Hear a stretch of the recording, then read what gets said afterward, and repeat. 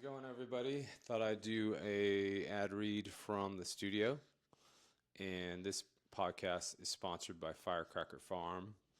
Alex and his family grow hot peppers out of Florida and infusing them into sea salt. You'll see right behind me, I've got a nice display of the brick, which has got the three kings, Ghost, Scorpion, and Reaper in it.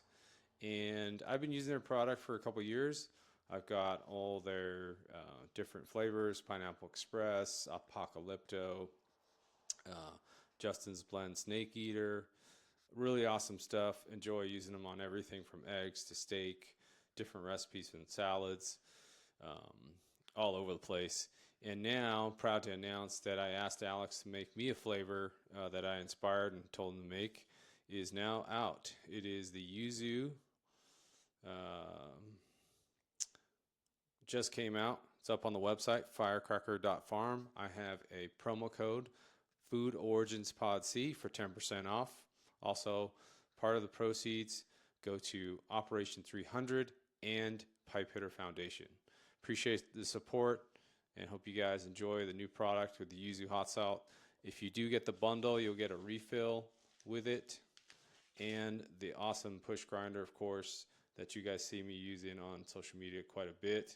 And I use this pretty much every day. So hope you guys enjoy. Looking forward to hearing what you guys think of it. Appreciate the support.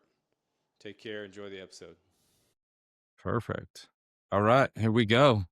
Welcome everybody to another episode of the Food Origins Podcast.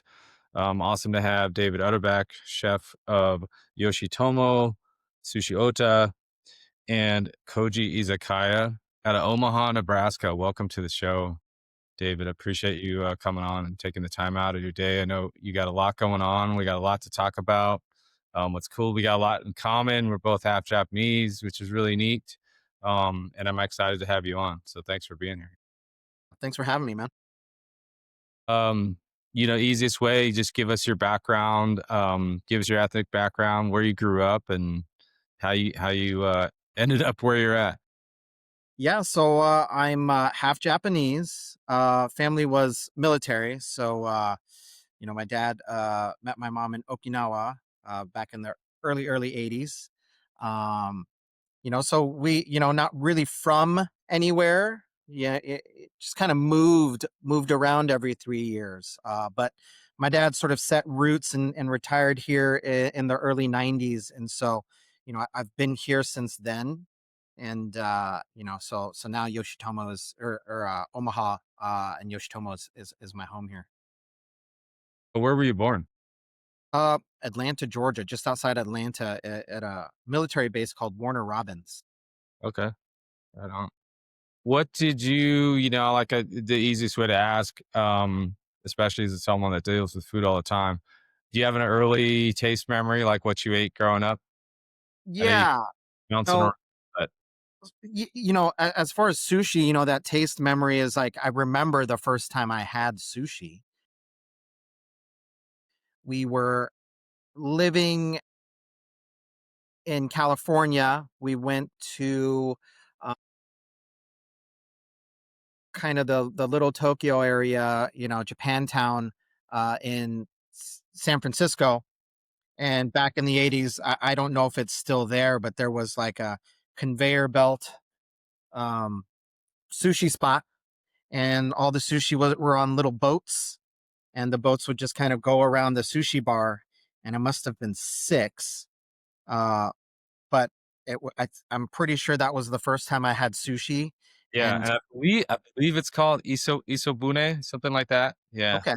Yeah, like my parents weren't paying attention, and when they looked over, like I had this like stack of these boats, like a 6-year-old just like destroyed $100 in sushi. So that was definitely like the moment. All the solid plates, all the $9 plates. Yeah. Like I don't know what they cost. You're sick. Right. It's just I want that. Yeah. But what'd you eat growing up? Like, yeah, that's your intro to sushi, but what kind of things did you eat growing up? I mean, obviously being a kind of a military brat, what did you kind of see and taste? So, I grew up very Midwestern white. My mom, she's from a small island called Kumejima, off a couple of hours away from Okinawa. And in the 80s, those Japanese housewives or the Asian housewives, they all just hung out together. There wasn't like a Japanese clique or Thai or Vietnamese, like all the Asian ladies just hung out. And so they taught each other recipes, and they also didn't have access to like authentic ingredients. And so most of my upbringing was 80%, steak, mashed potatoes, corn, French fries, hamburgers, just kind of the common experience. And very little of my food experiences were really actual Japanese food. They were just sort of pan Asian uh dishes. I didn't know. I thought that, like, growing up, like egg rolls and things like that were Japanese food because they were just a normal part of our house. Like, I just thought lumpia was something that all Japanese people ate. Only to find out later that, like, no, a Thai lady taught my mom how to make these things, and that just became part of our our our, our family meals. But even the Japanese food, you couldn't find the ingredients, and so yakisoba was made with spaghetti noodles. And my mom grew up during the occupation, and so she ate a lot of spam. They were war rations, and so I grew up eating just a ton of spam, and I thought that that was Japanese food, only to find out it was just kind of the weird experience from my mom and where she came from. And so my Japanese food experience growing up is very skewed. It's not authentic. It's not like true ingredients. It's sort of a 80s 90s Midwest mashup of those things. Yeah.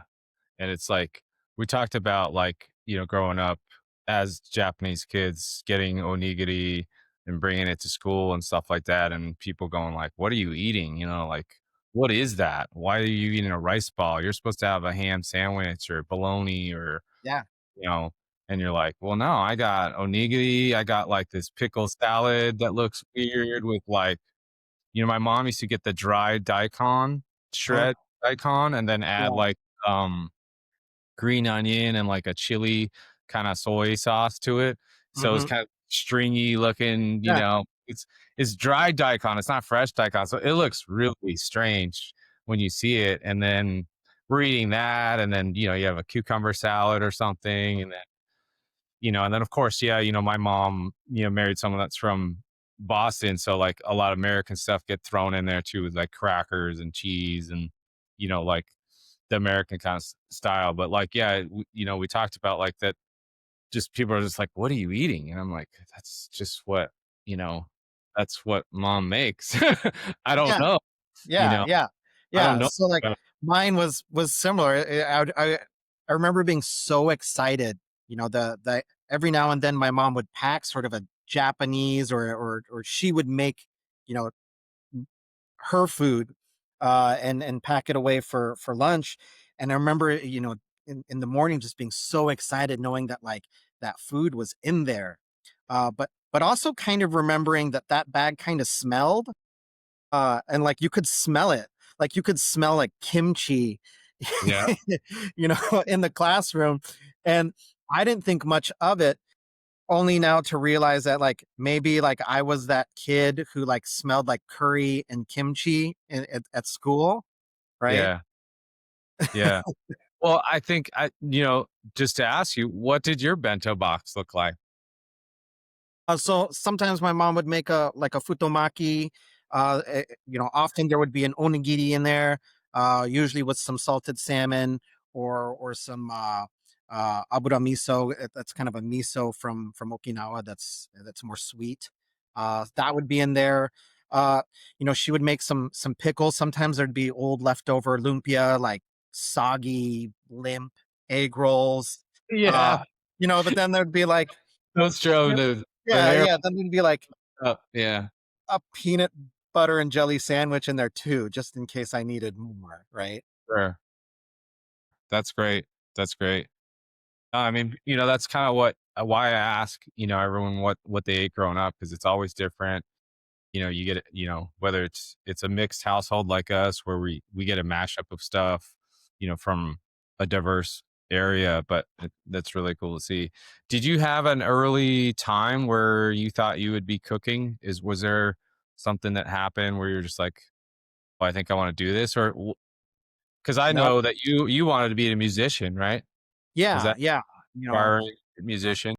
I wanted to be a rock star. I wanted to like tour. I wanted to like live in vans and hang out with my friends and party all night. But that's now as an adult with children, like that's that's not a plan. Like that's not really a career Yeah. for that people can do. Food wasn't ever really part of the plan. When you're young, you're just kind of aimless and you're looking for anything. Even those that have chosen maybe their job. I want to be a lawyer or a doctor, like, you know, 15, 16, 17, early 20s. That's pretty early to like put all your chips on the table for like this thing. And I just never committed to anything. And so you're just playing in bands and hanging out. I had a couple of jobs.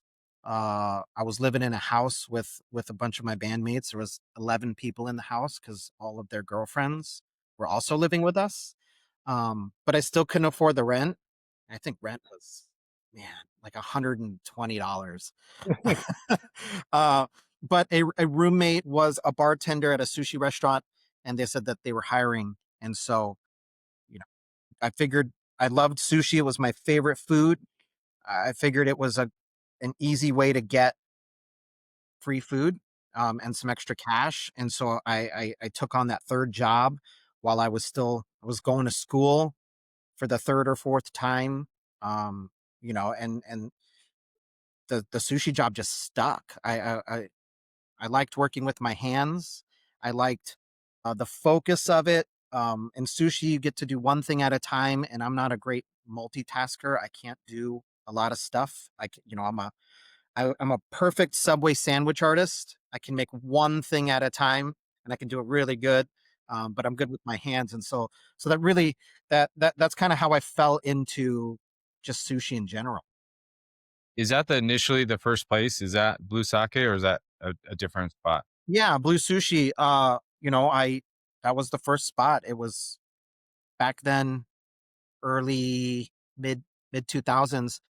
There was only a couple of sushi restaurants here in Omaha, and that was the new and kind of sexy one. Yeah. And at what point did you decide, like, I think this is going to be something that I'm going to do full time, and kind of, I don't know if you still play music, but like, did you say, I'm going to do this full time and music's going to be on the back burner? You try to do both.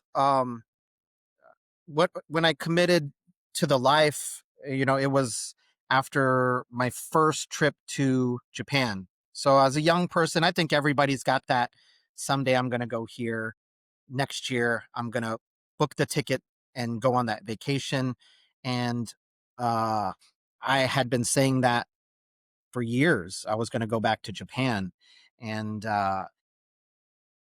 just it never happens, right? You never save the money. You never actually take the trip. You just talk about it forever. And it took a bartender working at the restaurant who did do that. She just half the year she was somewhere amazing and would come back and work shifts and leave. And I asked her to the secret to world travel, and she told me, you just go home and you buy the ticket, and then you're screwed, and then you have to like work. And so Yeah. that night I went home. I bought a ticket to Tokyo. It's more money than I'd ever spent on anything. My heart sank into my stomach. Like I was like so scared. But I took that trip.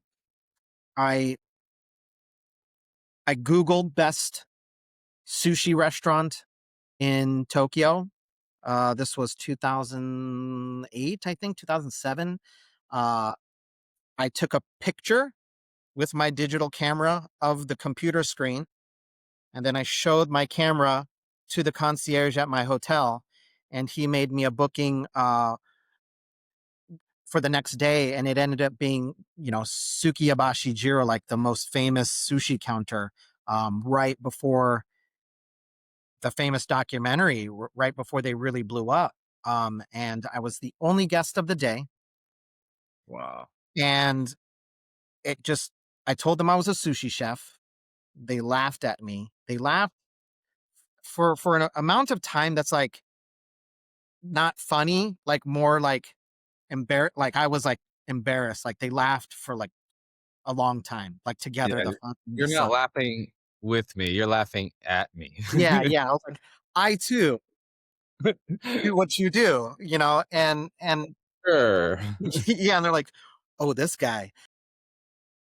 But that meal changed my life. I had never experienced fine food. I had never experienced like a true professional, like a lifer, somebody who had committed to being a professional chef. And I knew it as it was happening that this is what I wanted to do. I wanted to be like these two guys. They were so cool.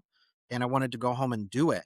And that was kind of the moment that I had committed uh, kind of to sushi. Yeah, that's a hell of a moment. I mean, one, to be the only guest too. Yeah. Do you have any, I know it was a while ago, do you have any memories of it and what kind of stood out in that meal? Probably everything, but But yeah, the food for sure. I thought that I thought kind of all the fish used for sushi was the same. Um, and, I was just really ignorant of everything. I had no idea that there was just multiple levels of quality and craftsmanship to this thing. I just kind of thought, you know, they just served more fish than I do, and so what really stood out was this whole experience, the professionalism of it, and how I was just really unprepared for being there. Right, I have pictures of those that meal. I took pictures with my razor phone, I right? had And one. Yeah. yeah, I've still got them. They're like blurry, but they were so serious about that food. I'm sitting there trying to take a picture with my razor phone or a katana, whatever it was at the time. And I was taking so long that they grabbed the sushi off the plate and threw it in the garbage. And I was like, oh my Oh, God, what did I just do? And they're like, basically don't let it sit. You need to enjoy this right now. And so they made me another one. And I'm like, oh, I get it. There's like rules here. I gotta behave. Uh, yeah. So I had never tasted these things were just so different than what I had ever experienced. And the rice was incredible. Um, and so it was just like a holistic experience, yeah. right? Yeah, for sure. I mean, like the rice, if everyone hasn't watched the Jiro Dreams of Sushi, you need to go watch it. But, he talks about how, if you train someone to learn how to make the rice, it's 3 years. And then on average, a sushi chef in Japan is trained 7 to 10 years. So it's like, yeah, the talk about perfecting the craft. I mean, it's never perfect, but it's close to it. That experience probably was your kind of moment to come back. And then what did you do when you got back? So when I got back, we're talking 2008. I've decided now that I want to be uh, a craftsman. I want to be a shokunin. The United States at that time, I'd have to check, but I'm pretty sure that there's less than 10 sushi counters, right? In all of the US. And that may be a lot. It like realistically, it's probably 6 or 7. I know 5 were in New York, 2 in LA, and I'm just adding on a couple just in case I missed any. So, you come back, there's no one to train you. There's nowhere to learn this. And at the time, it's changed now, but at the time, Tokyo chefs weren't really taking Westerners on. There wasn't visa. Nobody would do a visa for you. Just coming over and staging didn't feel like a thing or an option, or at least I didn't have the network. More than anything, I probably just didn't have the network from Omaha. And so I'm looking at pictures of these things and I'm reading about them in, grainy food blogs on the internet. And the only way to learn is just to teach myself at that point. And so I started going to Japan every year, twice a year. I bought every single book in English about sushi, everything from the housewife sushi, sushi for dummies, any kind, party sushi, any book that had sushi in the title, that might have had a recipe or an insight. I bought it. And the same for all Japanese cookbooks. I bought everything. Every time I went to Japan, I'd pick up any sushi books, magazines, any kind of sushi media I could find. There's a book area of town in Tokyo called Jimbocho, and you just learn how to ask in Japanese, "Do you have any used sushi books?"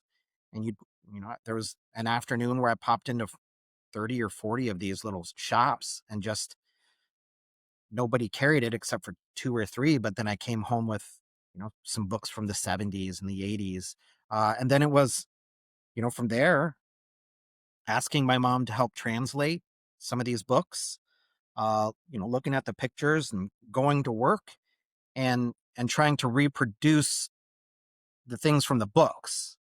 And then going to counters in the US, taking trips to counters and experiencing other people's food, going to counters in Tokyo. This is before the big sushi boom. You could get in sushi show, Saito when he has 1 star, and then coming home and seeing if I can reproduce some of these bites or these experiences. And that's kind of been the journey since then, even to today.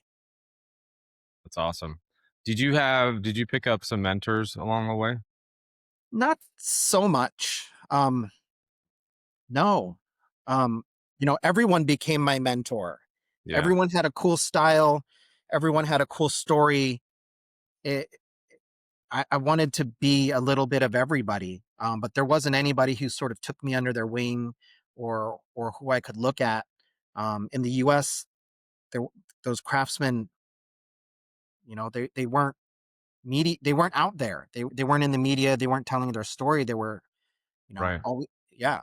So no. Yeah, I mean, you had Nobu, Matsuhisa, but you're early on. So yeah, like those were just, I wouldn't say starting out, but they were just, getting noticed. And, before he had like the, celebrities going into the restaurant. And I went a long time ago, and yeah, you could walk up and, get lucky and just walk in with no reservation and go sit up at the counter and get the rock shrimp tempura and Right. the omakase. But yeah, so that's awesome to be in that kind of early stages, and then you're just kind of growing with it and watching everything kind of grow. And you're in the Midwest, so now you're out in the middle of the country where there's not a lot. You're not in LA, you're not in New York, you're not in San Francisco, where sushi's kind of normal, so to speak. How did you decide, you were grinding at the restaurant that you were working at? How did you end up deciding, okay, it's time to open my own spot? And So after that first omakase counter, I wanted to start hosting my own. And it's one of those, as a cook, you're working in a restaurant, and I think this is a common experience. Well, pretty much in every job, where you're like, when I have my own place, I'm going to do it like this. These guys don't know anything. And the truth is, I didn't know anything. Like, it's there's so much more going on in running a restaurant and menus and all of these things. and you're thinking about it on such a small scale. But I wanted to be the Shokunin, and so I started hosting a counter, a private counter every quarter and then every month, where I would start to try to do and recreate these meals that I was having, and I would hand invite people to those meals. And then I started traveling, and I would look up restaurants that were nice, but maybe closed on a Sunday or Monday. I'd send them an email or a Facebook message, just out of the blue, and just kind of cold call chefs and ask if I could pop up in their restaurants, before pop-ups were pop-ups. And then I would go through food blogs, find food bloggers in each city, hand invite them, to these dinners, and people came, because there wasn't anything like it. There was nothing like it in Chicago or Des Moines, Denver, Kansas City. These experiences, they just didn't exist yet, and they were still about a decade away, in some of these places. And so I got more confidence in what I was doing. I was learning more. I was training myself, and then I was hosting those counters here in Omaha as well.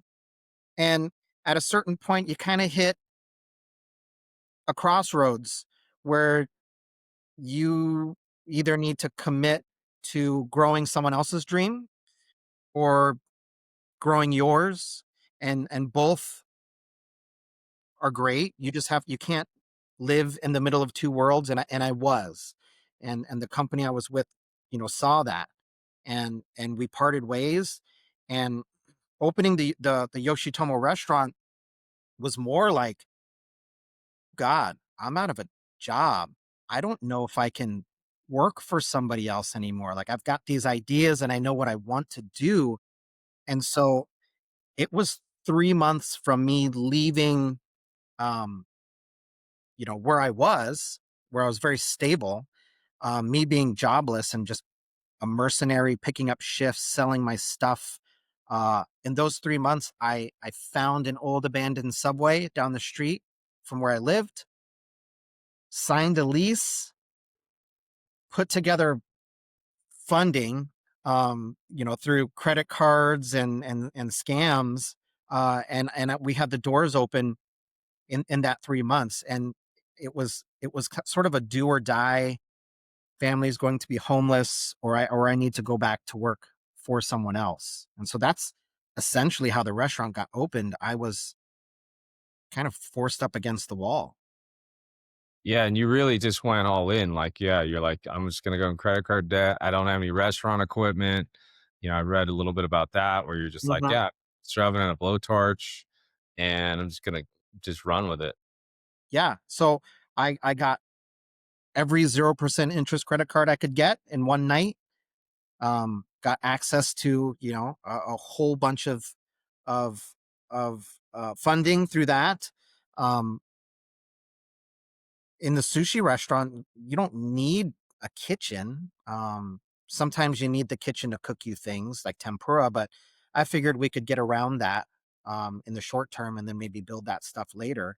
And so, toaster oven, induction burner, torches, microwave, and that's actually, I still don't have the money for the kitchen, the hot kitchen. And so at Yoshitomo, that's still the cooking setup here. Camp Yeah, stoves. yeah, that's awesome. And so, how long did you stay at that, like your first spot, and then you're now in your original location, right? So we bootstrapped that opening. Like, we really did bootstrap that opening. And so we just celebrated our 8th year here at Yoshitomo. Um, every year we've taken essentially all of the profit. Certainly, I'm paying myself a little bit better than I was in year one, but all of the profit has gone back into the restaurant. And now we've spent pretty much what we would have spent on a full restaurant opening, but we've renovated everything in the restaurant. New equipment, walk-in coolers, freezers, just much better stuff. New bathrooms, floors, walls, tables, chairs, everything, almost everything from version 1 of the restaurant has been overhauled, and we've spent all of the profit over the past 7-8 years into that. And so the biggest expansion was 2.5-3 years ago. We broke into the bay next to us and built the Ota counter, which was always the point and the dream. Finally, after how many years, since 2008, like I finally achieved like the counter that I wanted, right? 3 years ago. Yeah. And, this is the title of this podcast is food. So we definitely want to highlight what you're doing in Omaha. So why don't you just kind of give me, and we'll get into Yoshitomo first, and Mhm. just highlight some of the things you're doing. You have a non-traditional menu. So like, yes, you do have traditional Japanese dishes, but then you're throwing in a lot of different flavors. So tell us what you got going on there. So at Yoshitomo, the idea is sort of be a different kind of sushi restaurant. To me, almost all generally sushi restaurants are kind of the same. I think 9 out of 10, you walk into a sushi restaurant, I can tell you 20 things that are going to be on their menu, right? And what we found early on is when guests came here, that's what they expected, and they ordered. They wanted Philadelphia rolls, they wanted miso soup, they wanted all of the trappings of the restaurants that they came from. And we pretty quickly decided that we wanted to not have any of that stuff. And same for the sushi program. Sushi chefs hate when you dunk their sushi and put ginger and wasabi on top of everything, and you're always just you're watching them from the counter, kind of upset that they're ruining your food. And so we removed all of that stuff. We became the restaurant that I aspired to be. No soy sauce, no ginger, no wasabi. But then, since we didn't have soy sauce, how are we going to serve sushi rolls? Well, we need to make all of those sushi rolls essentially plated dishes with their own sauces. And so every sushi roll here just comes with a sauce, right? Mm, And so we'll have things that look like they are from your regular sushi restaurant, like a soft shell crab roll. So ours, fried soft shell crab, we fry it in the morning, and then we reheat it in the toaster oven so it gets crispy again. That gets mixed up with some crab. It's wrapped in a uh, soy paper. It's got a little bit of arugula or some spinach inside. But instead of giving you soy sauce to dunk that in, we make a kind of like a Vietnamese Cajun like shrimp butter, right? And so like it just sits in this shrimp butter. And so that's just a lot more interesting than just pouring soy sauce on this thing. yeah. Right. And that's kind of how all of the sushi side works. We have a version of a thing that you're familiar with. We've just plated it for you. You don't need to dunk it. It's already ready to go. Yeah. And then on the flip side of that menu, uh, we've got plated dishes. We've got the quasi casual fine dining aspect that I wish the restaurant could be. Like I really wish we could be just a tasting menu restaurant with crudos and composed dishes.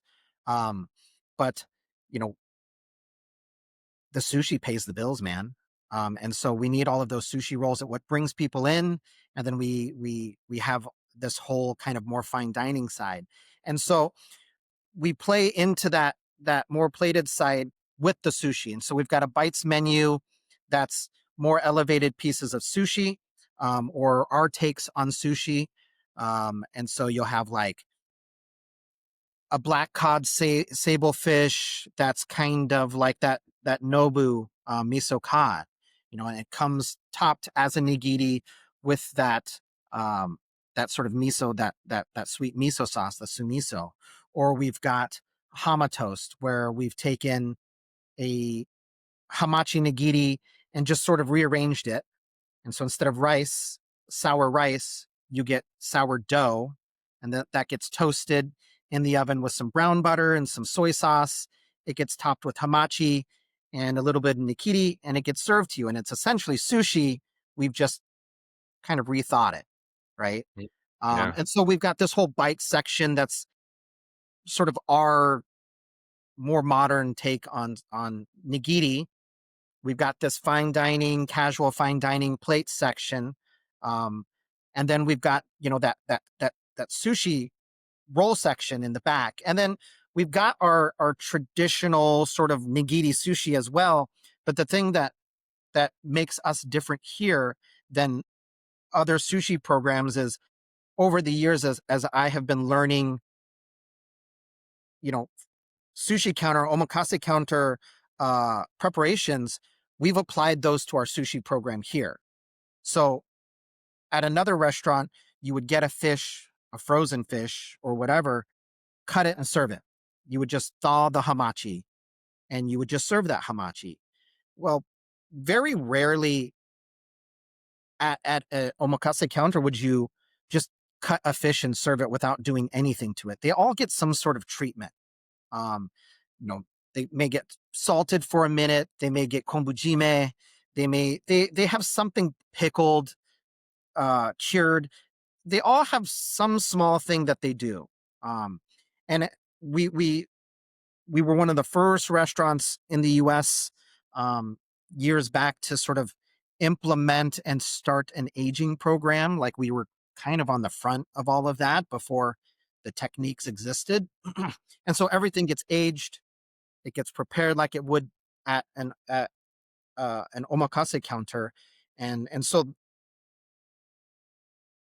we've done our best to try to bring those techniques into Yoshitomo. Yeah. And you're obviously bringing that into Ota.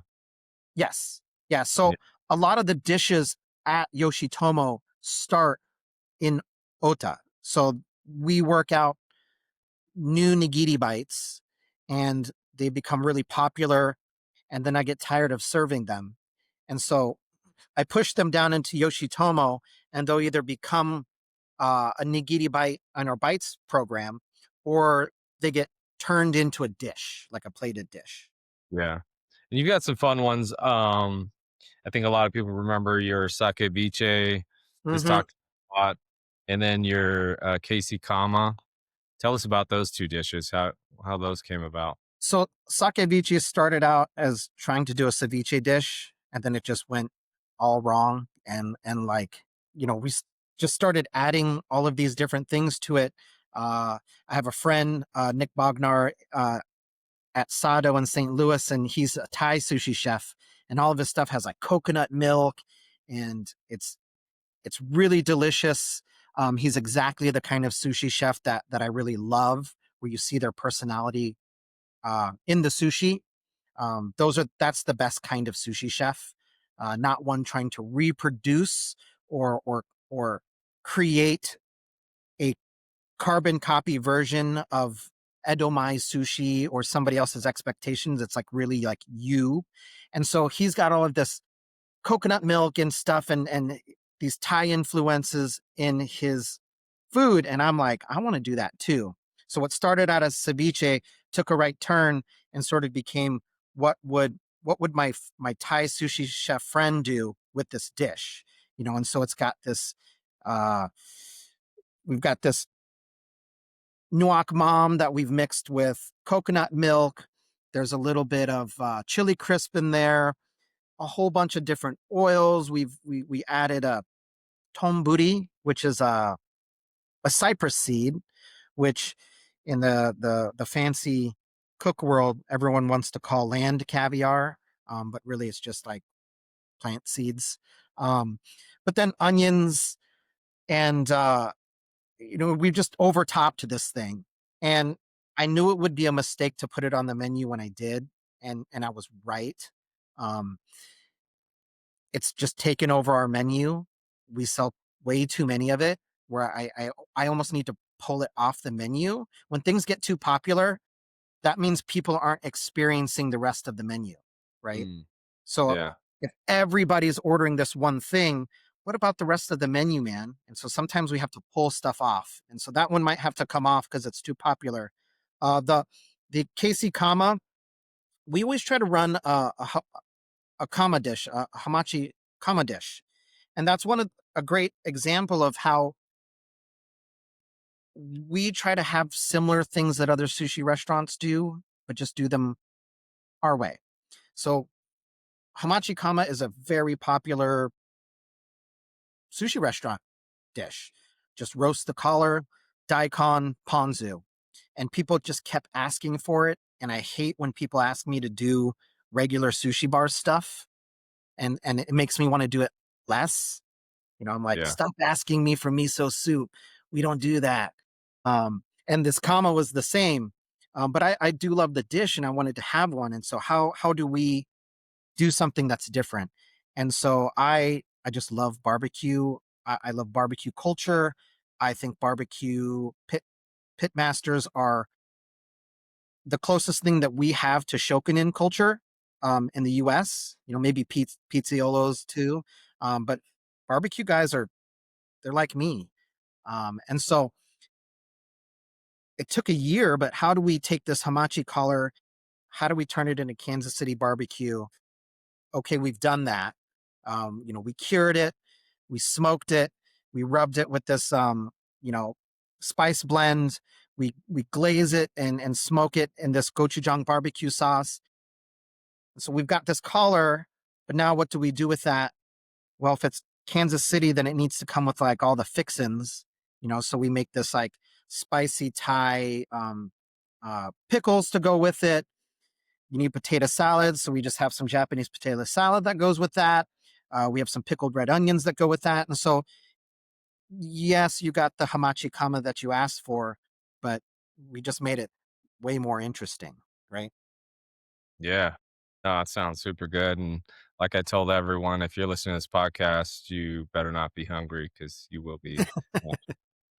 Yeah. Um, and of course, we got to talk about your other two concepts that you got rolling already. I'm really interested in Koji. Let us know what's going on with Koji. You spoke a little bit about Ota, the sushi counter, which is your high end counter that you're, trying to. That's kind of your almost like your exploration counter, right? Where you're able to play with whatever ingredient you have on the brain. Tell us about Koji, the izakaya. I'd love to hear about that, and I'd love to hear how you learned about yakitori and making all those dishes. So Koji exists because, you know, I we really needed a more accessible and a more casual version of Yoshitomo. Especially Yoshitomo's not in the easiest part of town to get to. It's kind of in the middle of the city. There's no easy way to get to it. And I felt like we weren't reaching people because of that. And we are so seafood based. Almost 100% of our dishes are fish or seafood. And as a sushi chef, you'll hear it all the time when you meet people. I love sushi, but my husband, aunt, grandma, wife, children, they don't eat sushi. And so they wouldn't be able to experience Yoshitomo. And so Koji was the answer to that. It was to create kind of a restaurant that was closer to the restaurant that I came up in, and have a more family friendly space, have a menu that had stuff for everybody. So you could come in and get sushi, but there was stuff for, grandpa who does not eat raw fish, right? And so how do we do that? How do we bring new experiences to the city? So on the sushi side, it was easy. Let's just take all of the stuff from Yoshi and just put it over at Koji. So it's got our greatest hits. Um, Anything that was like a huge hit, like this sake viche, eventually it needs to move its way off of the Yoshi menu and it finds a permanent home to the Koji menu. And so Koji is the greatest hits restaurant of all the Yoshi stuff on the sushi side. And then in the kitchen side, we needed something that was more accessible to more folks. So we looked and we've got things like Brussels sprouts and things like that that are popular.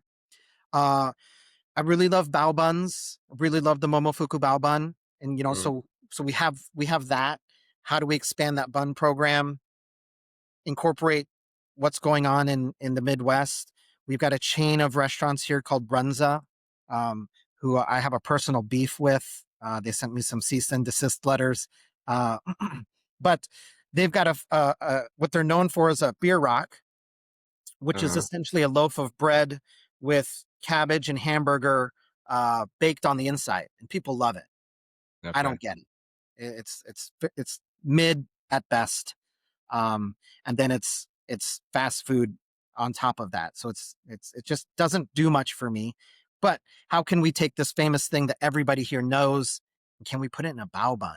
So, you know, it's simple: hamburger, cabbage, cook them together, a bunch of pepper and salt, and that's the base for runza. But then I'm like, let's add cheese. Let's just dump a bunch of American cheese in that. So we've like melted American cheese. It tastes like cheeseburger helper. And then we put it in the bao bun. And it's like super delicious. But it used to be called a bunza. And then the Runza Corporation sent me a bunch of uh, uh, cease and desist letters. So we had to change the name. So now it's called a bunzai, which is a far superior name. Yeah. And then, so beyond that, we developed a chicken program. We have kind of a Korean fried chicken, which we also put in a bun. That's delicious. Just a Korean fried chicken bao bun. And then we developed a yakitori program. So yakitori is, it's number 2 food for me. I absolutely just love it. Whenever I'm traveling, I'm looking for yakitori, but cities don't have it almost anywhere. New York, San Francisco, LA, true yakitori just does not exist. And so I thought, hey, we can do this. This shouldn't be that hard. It's very hard. It's very hard to do. Our first, our kitchen manager, our chef that we got hired for Koji, I was like, hey man, we got to develop a yakitori program. Let me show you all of these yakitori books I've got in Japanese. And we went through them and we translated them. And, we spent a couple of afternoons in the parking lot, just burning chicken. We didn't know anything. And we sort of built that program from scratch, going out, finding, the chicken farm, getting whole chickens, learning to butcher them. We watched my friend Yakitori Guy. He's a yakitori. Yeah, he has all of these informative videos. We essentially built that whole yakitori program on his videos. And so then, recipes coming out of books for tare and other things, kind of trying to do our best to create this thing from scratch. We even had yakitori guy come in, do a dinner with us, help show us how we can improve, ways our program can get better. And then I use the Japanese folks here in town to help me calibrate that yakitori program. And I'm like, hey man, here's our yakitori. Just tell me how it's bad and how it can improve. Does it need to be more crispy, salty? Tell me how you would like it. And so I'm proud to say at this point, we have one of the best yakitori programs around. I mean, around because there's no competition within 600-700 miles, but it's really delicious. I'm really proud of it. Whole chickens, real binchotan, not compressed charcoal, like real binchotan charcoal. We have the real deal, and so I'm really proud of that, and that's what gives us that sort of like other options for the other guests, the non-seafood guests over at Koji. So all in all, it's just more of a accessible and family friendly restaurant. Beautiful. Couple things, before we close it out and give you some more mindful of your time. But some of the things we talked about briefly when we met was some of the challenges you deal with being where you are. And there's a few layers to that, right? Like there's understanding what you're providing, you spend a lot of time going back to Japan studying new dishes or dishes that you knew about already that are traditional and bringing them back to the restaurant. Tell me about the challenges you deal with being where you're at, and then also like educating the customer when they walk in the door, because like Yoshitomo is very different. You know, it's not your traditional Japanese miso soup, teriyaki chicken, salad, rice kind of place. So tell us those challenges. You know, tell me about those. So those challenges are why we're successful. Um, it's for us, I look at restaurants and programs in bigger cities, New York, Chicago, LA, those bigger cities. And they when you open up a restaurant there, you have access to a much deeper bench of tribal knowledge, right? You come from New York and you want to open up a nice restaurant. You're hiring people that have already worked at great restaurants with really well developed hospitality programs. You want to open a sushi restaurant, you chances are you can hire sushi chefs, people who know something or even may have worked at a great sushi restaurant, and you can pull from all of that knowledge. And the restaurants in those areas just keep getting better and better because everybody has combined that knowledge. A good restaurateur or chef will take that knowledge, add it into their program, and sort of you start out way higher up. When you try to do something like what we do here, we don't have that bench of knowledge. I have to go get it and I have to bring it back and I have to like figure out the system here. Even all the way down to the supply chain. In New York, the supply chain's built roughly for a lot of these sushi counters to get their products from any price point. It doesn't exist here. And that information just isn't on the internet. Like you can't just type in where do I get, how do I get a fish broker to export honmoguro, true Japanese tuna, from the market, from the auction market in Toyosu. That that's not something you can just do. And so we have to develop that program from the start. And for us, it's really challenging because it takes a lot more work for us to get to the same point as another restaurant in one of these big cities. And so when we're successful and we get some sort of national notice, it was a lot harder for us to get to that point than it would be from someone in, say, Chicago, right? But doing that, we also have an audience here that's not used to those things. We have guests here where we can be the first one to introduce these concepts, these hospitality elements, these wine programs. We can be the first one, and so we get to be the one to show you an exciting thing and get you excited on it too. And so while it's challenging, it also gives us the opportunity to even be more impressive because nobody else is willing to do that in our area, right? And so at the end of the day, we make about the same amount of money as another restaurant in the city. We just work harder for that same money. Like I would I would have way more profit in my bank account if I just sold regular California rolls, cheeseburgers, fries. There's just a way easier path to that dollar than the one that we took. But the one that we decided to take, although more challenging, is so much more rewarding at the end of the day for the guests and for us. We're like proud of the work that we do. We don't have to be embarrassed about the food that we sell, and then the guests can be really excited about our restaurants and the experiences we give them. Yeah. I mean, you really putting it on the line and taking the effort to really get everything out there, especially being where you are. And yeah, I can only imagine some of the like ordering issues you've had over the years trying to get stuff to where you're at.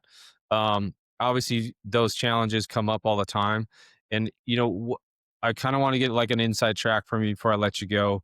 What's something that is kind of underestimated being a sushi chef that people should know? And then highlight something that nobody knows about the restaurant, maybe that when they come in they're like, oh, you know what, David told us about this dish, or something that we should look out for when we get in there. So I think for our restaurant, something that we do, but we actually don't. We're not very good at like telling or educating our guests. Is that dry aging program? Um, we'd always sort of done it secretly. We not secretly, but we weren't very vocal about the program. And in the beginning, we were one of the very first restaurants around. There was Leeway at the Joint in LA.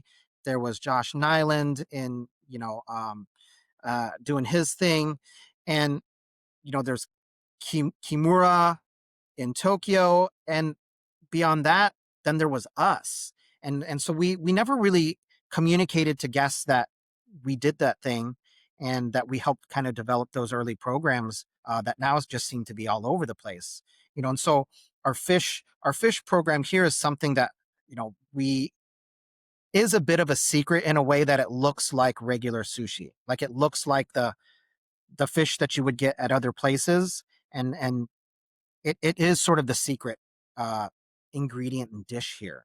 And then beyond beyond that, something that I don't think that um, people really know about, for us is, oh man, it's that one's tough. Um, it's really that fish program here, man. Like we just hang everything on it. Yeah, and everything looks awesome. I've interviewed my buddy Chef Ryan, who worked at Nobu and Morimoto a while back, and now opened his own spot.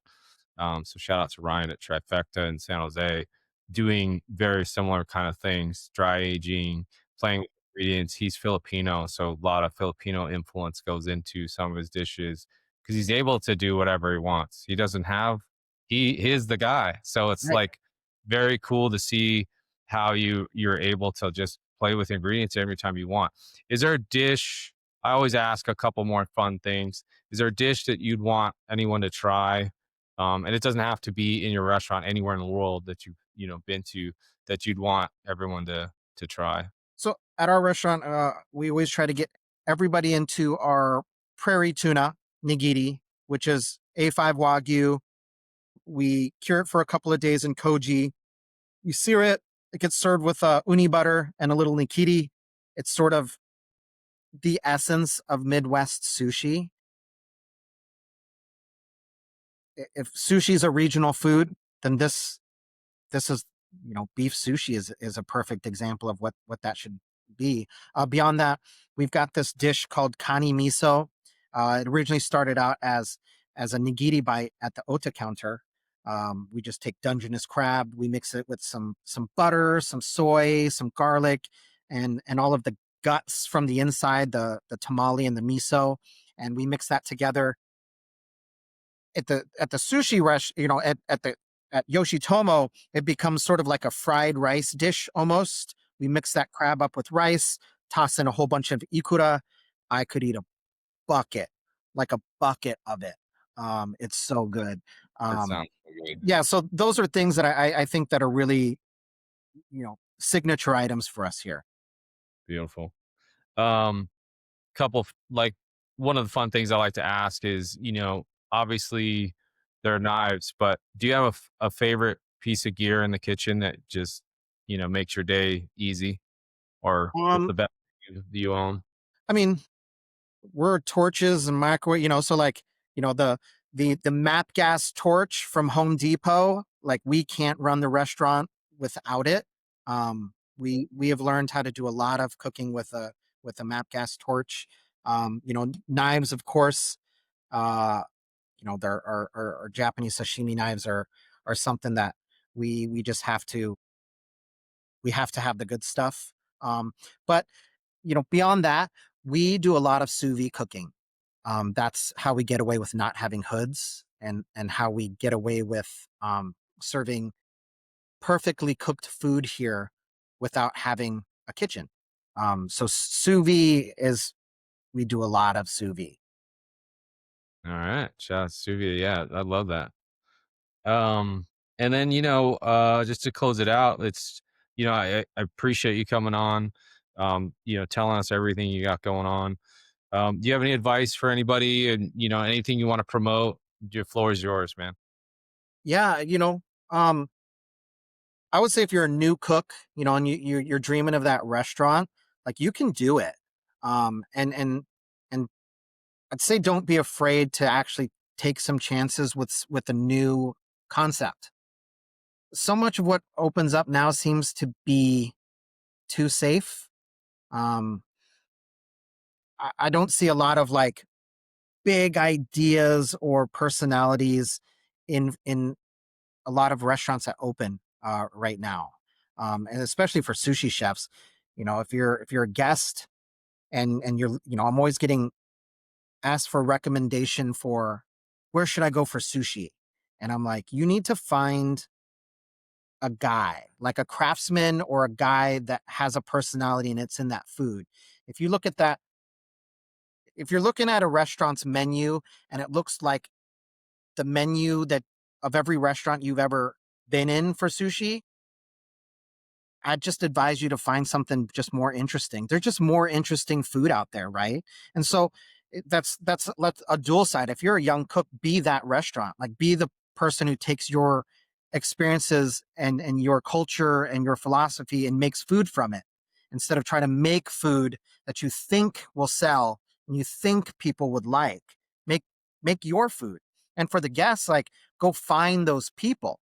Don't just eat that gastropub burger restaurant. Like that's so forgettable. I can eat truffle fries anywhere, man.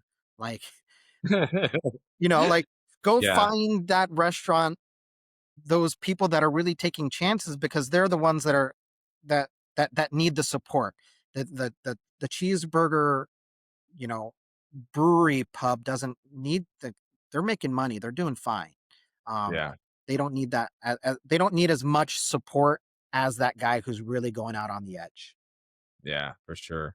Um, Even before I close it out, also, kind of remind me, is there anything you need in Omaha, Nebraska that you want to shout out to say, hey, like this is a struggle for me, but if someone knows something about it, it would help you out.